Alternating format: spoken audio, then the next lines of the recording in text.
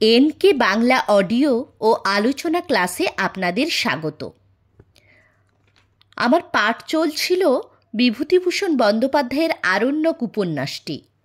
আরণ্যক উপন্যাসের তৃতীয় পরিচ্ছেদের ৩ নম্বর পর্ব। কয়েক মাস সুখে দুঃখে কাটিবার পর চৈত্র মাসের শেষ হইতে এমন একটা কাণ্ডের সূত্রপাত হইল, যাহা আমার অভিজ্ঞতার মধ্যে কখনো ছিল না। পৌষ মাসে কিছু কিছু বৃষ্টি পড়িয়াছিল, তারপর হইতে ঘোর অনাবৃষ্টি দেখা দিল। মাঘ মাসে বৃষ্টি নাই, ফাল্গুনে না, চৈত্রে না, বৈশাখে না, সঙ্গে সঙ্গে যেমন অসহ্য গ্রীষ্ম তেমনি নিদারুণ জলকষ্ট। সাদা কথায় গ্রীষ্ম বা জলকষ্ট বলিলে এ বিভীষিকাময় প্রাকৃতিক বিপর্যয়ের স্বরূপ কিছুই বোঝানো যাইবে না। উত্তরে আজমাবাদ হইতে দক্ষিণে কিষণপুর, পূর্বে ফুলকিয়া বৈহার ও লবটুলিয়া হইতে পশ্চিমে মুঙ্গের জেলার সীমানা পর্যন্ত সারা জঙ্গলমহলের মধ্যে যেখানে যত খাল, ডোবা, কুণ্ডি অর্থাৎ বড় জলাশয় ছিল, সব গেল শুকাইয়া। কুয়া খুঁড়িলে জল পাওয়া যায় না, যদি বালির উনুন হইতেও কিছু কিছু জল ওঠে।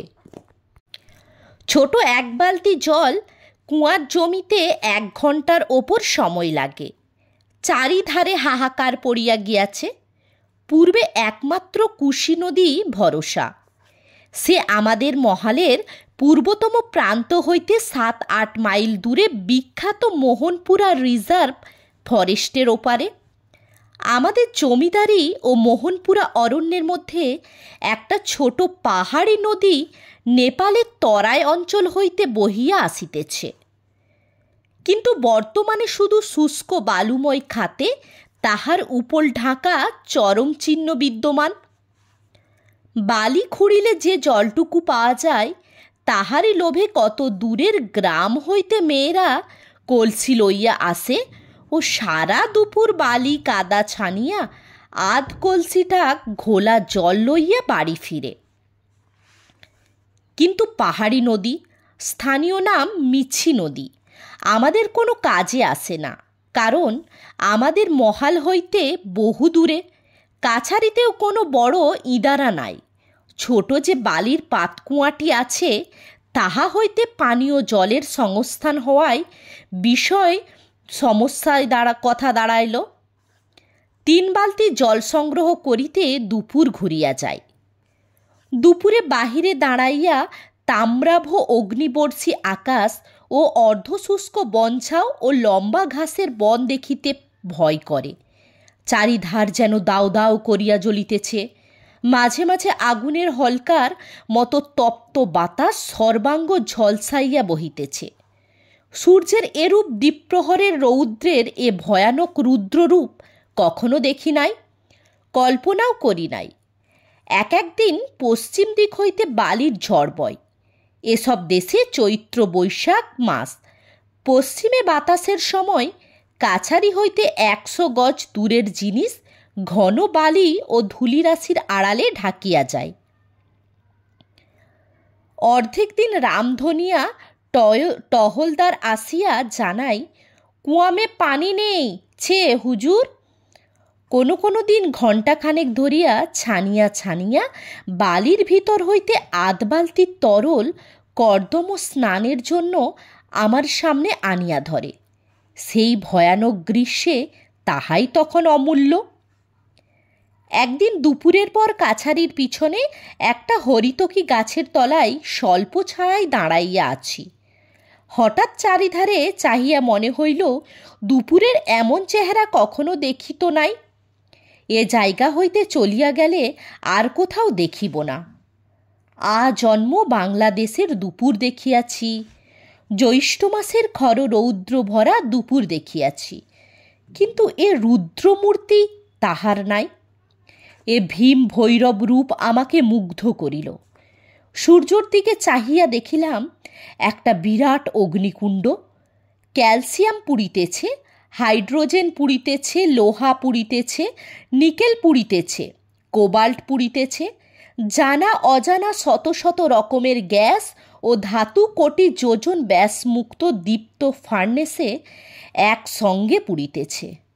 তারই ধুধু আগুনের ঢেউ অসীম শূন্যের ইথারের স্তর ভেদ করিয়া ফুলকিয়া বহিয়ার ওই লোধাটোলার তৃণভূমিতে বিস্তীর্ণ অরণ্যে আসিয়া লাগিয়া প্রতি তৃণপত্রের শিরা উপশিরায় সব রসটুকু শুকাইয়া ঝামা করিয়া দিক দিগন্ত ঝলসাইয়া পুড়াইয়া শুরু করিয়াছে ধ্বংসের এক তাণ্ডব লীলা।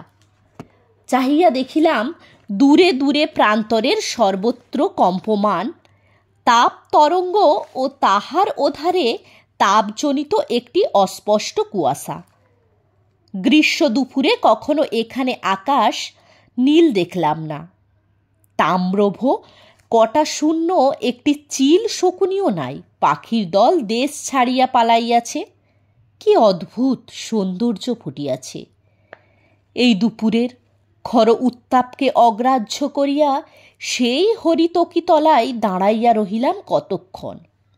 সাহারা দেখি নাই, সোয়েন হেডিনের বিখ্যাত টাকলা মাকান মরুভূমি দেখি নাই, গোবি দেখি নাই, কিন্তু এখানে মধ্যাহ্নের এই রুদ্র ভৈরব রূপের মধ্যে সেসব স্থানের অস্পষ্ট আভাস ফুটিয়া উঠিল।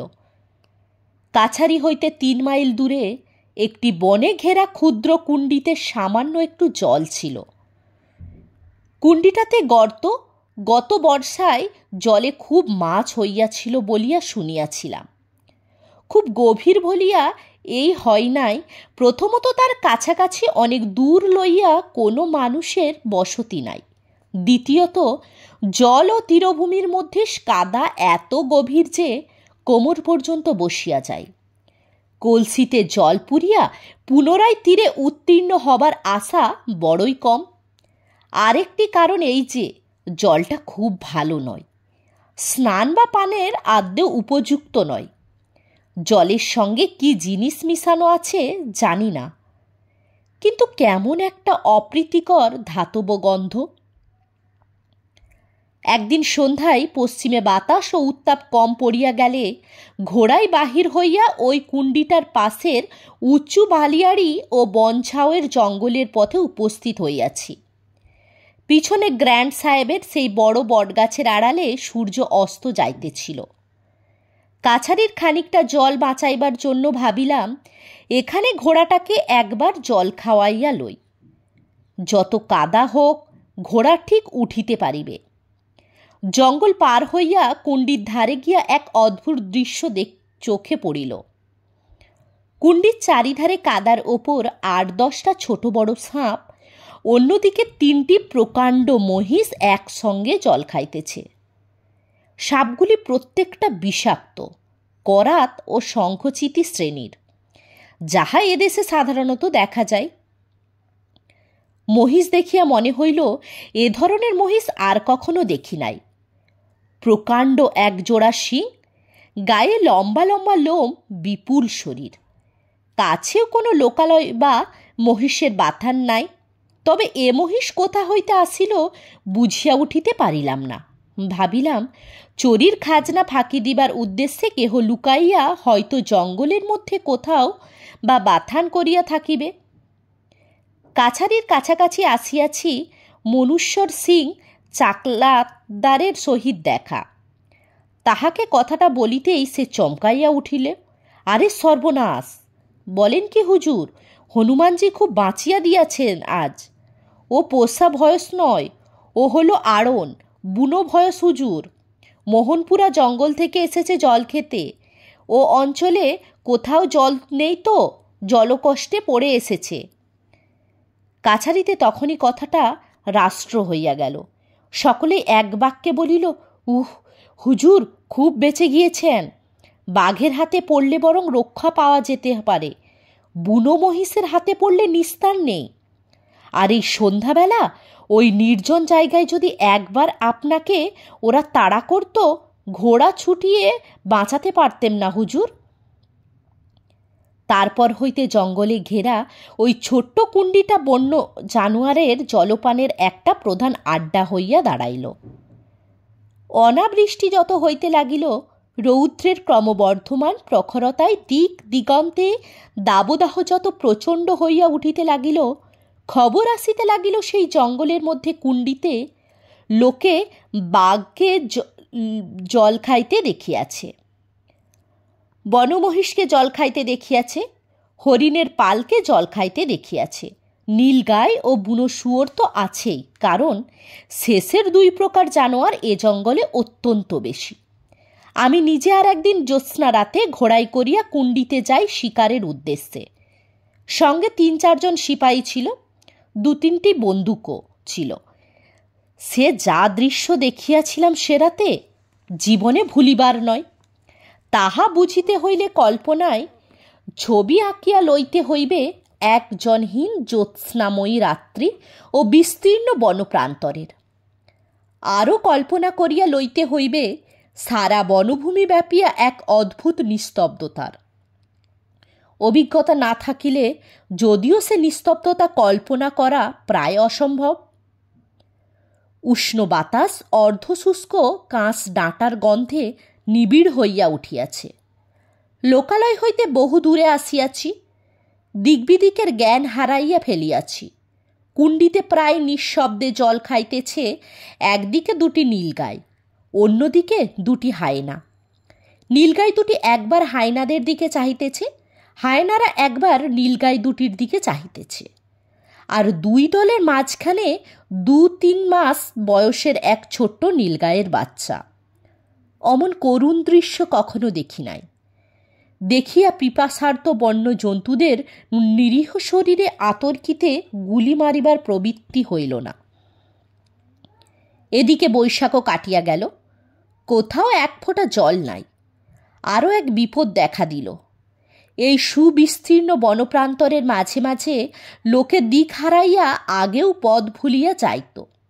এখন এসব পথহারা পথিকদের জলাভাবে প্রাণ হারাইবার সমূহ আশঙ্কা দাঁড়াইল। কারণ ফুলকিয়া বৈহার হইতে গ্র্যান্ড সাহেবের বটগাছ পর্যন্ত বিশাল তৃণভূমির মধ্যে কোথাও এক বিন্দু জল নাই। একাত্রা শুষ্কপ্রায় কুণ্ডি যেখানে আছে, অনভিজ্ঞ দিগ্ভ্রান্ত পথিকদের পক্ষে সেসব খুঁজিয়া পাওয়া সহজ নয়। একদিনের ঘটনা বলি। পর্ব 4। সেদিন বেলা 4টার সময় অত্যন্ত গরমে কাজে মন বসাইতে না পারিয়া একখানা কি বই পড়িতেছি। এমন সময় রামবিরিজ সিং আসিয়া এত্তেলা করিল। কাছারির পশ্চিম দিকে উঁচু ডাঙার ওপরে একজনকে অদ্ভুত ধরনের পাগলা লোক দেখা যাইতেছে। সে হাত পা নাড়িয়া দূর হইতে কি যেন বলিতেছে। বাহিরে গিয়া দেখিলাম সত্যই দূরের ডাঙাটার ওপরে কে একজন দাঁড়াইয়া মনে হইল মাতালের মতো টলিতে টলিতে এদিকেই আসিতেছে। কাছারি শুদ্ধ লোক জড়ো হইয়া সেদিকে হাঁ করিয়া চাহিয়া আছে। দেখিয়া আমি 2 জন সিপাহী পাঠাইয়া দিলাম লোকটাকে এখানে আনিতে। লোকটাকে যখন আনা হইল, দেখিলাম তাহার গায়ে কোনো জামা নাই, পরনে মাত্র একখানা ফর্সা ধুতি। চেহারা ভালো, রং গৌরবর্ণ, কিন্তু তাহার মুখের আকৃতি অতি ভীষণ। গালের 2 কষ বহিয়া ফেনা বাহির হইতেছে। চোখ দুটি জবা ফুলের মতো লাল, চোখে উন্মাদের মতো দৃষ্টি। আমার ঘরের দাওয়ায় একটা বালতিতে জল ছিল, তাই দেখিয়া সে পাগলের মতো ছুটিয়া বালতির দিকে গেল। মুনেশ্বর সিং চাকলাদার ব্যাপারটা বুঝিয়া তাড়াতাড়ি বালতি সরাইয়া লইল। তাহার পর তাহাকে বসাইয়া হাঁ করাইয়া দেখা গেল জিভ ফুলিয়া বিভৎস ব্যাপার হইয়াছে। অতি কষ্টে জিভটা মুখের এক পাশে সরাইয়া একটু একটু করিয়া তার মুখে জল দিতে দিতে 8 ঘণ্টা পরে লোকটা কথঞ্চিত সুস্থ হইল। কাছারিতে লেবু ছিল, লেবুর রস ও গরম জল 1 গ্লাস তাহাকে খাইতে দিলাম। ক্রমে ঘণ্টাখানেক পরে সে সম্পূর্ণ সুস্থ হইয়া উঠিল। শুনিলাম তার বাড়ি পাটনা। গালার চাষ করিবার উদ্দেশ্যে সে এ অঞ্চলে কুলের জঙ্গলের অনুসন্ধান করিতে পূর্ণিয়া হইতে রওনা হইয়াছে আজ 2 দিন পূর্বে। তারপর দুপুরের সময় আমাদের মহালে ঢুকিয়াছে এবং একটু পরে দিকভ্রান্ত হইয়া পড়িয়াছে। কারণ এরকম একঘেয়ে একই ধরনের গাছে ভরা জঙ্গলে দিক ভুল করা খুব সহজ, খুব সোজা, বিশেষত বিদেশি লোকের পক্ষে। কালকার ভীষণ উত্তাপে ও গরম পশ্চিমে বাতাসের দমকার মধ্যে সারা বৈকাল ঘুরিয়াছে, কোথাও এক ফোঁটা জল পাই নাই, একটা মানুষের সঙ্গে দেখা হয় নাই। রাত্রে অবসন্ন অবস্থায় এক গাছের তলায় শুইয়াছিল। আজ সকাল হইতে আবার ঘোরা শুরু করিয়াছে। মাথা ঠান্ডা রাখিলে সূর্য দেখিয়া দিক নির্ণয় করা হইত, তার পক্ষে খুব কঠিন হইত না। অত্যন্ত পূর্ণিয়াও ফিরিয়া যাইতে পারিত, কিন্তু ভয়ে দিশেহারা হইয়া একবার এদিক একবার ওদিক ছোটাছুটি করিয়াছে আজ সারা দুপুর। তাহার ওপর খুব চিৎকার করিয়া লোক ডাকিবার চেষ্টা করিয়াছে। কোথায় লোক? ফুলকিয়া বৈহারের কুলের জঙ্গলের যেদিকে সেদিক হইতে লবটুলিয়া পর্যন্ত 10-12 বর্গমাইল ব্যাপী বনপ্রান্তর সম্পূর্ণ জনমানব শূন্য। সুতরাং আশ্চর্যের বিষয় নয় যে তাহার চিৎকার কেহ শোনে নাই। আরও তাহার আতঙ্ক হইবার কারণ, সে ভাবিয়াছিল তাহাকে জঙ্গলের মধ্যে জিন পড়িতে পাইয়াছে, মারিয়া না ফেলিয়া ছাড়িবে না। তাহার গায়ে একটা জামা ছিল, কিন্তু আজ অসহ্য পিপাসায় দুপুরের পরে এমন গা জ্বালুনি শুরু হইয়াছিল যে জামাটা খুলিয়া কোথাও ফেলিয়া দিয়াছে। এই অবস্থায় দৈবক্রমে আমাদের কাছারির হনুমানের ধ্বজার লাল নিশানাটা দূর হইতে তাহার চোখে না পড়িলে লোকটার আজ বেঘরে মারা পড়িত। একদিন এই ঘোর উত্তাপ ও জলকষ্টের দিনে ঠিক দুপুরবেলা সংবাদ পাইলাম, কোনে মাইল খানেক দূরের জঙ্গলে ভয়ানক আগুন লাগিয়াছে এবং আগুন কাছারির দিকে অগ্রসর হইয়া আসিতেছে। সবাই মিলিয়া তাড়াতাড়ি বাহির হইয়া দেখিলাম, প্রচুর ধূমের সঙ্গে রাঙা অগ্নিশিখা লকলক করিয়া বহু দূর আকাশে উঠিতেছে। সেদিন আবার দারুণ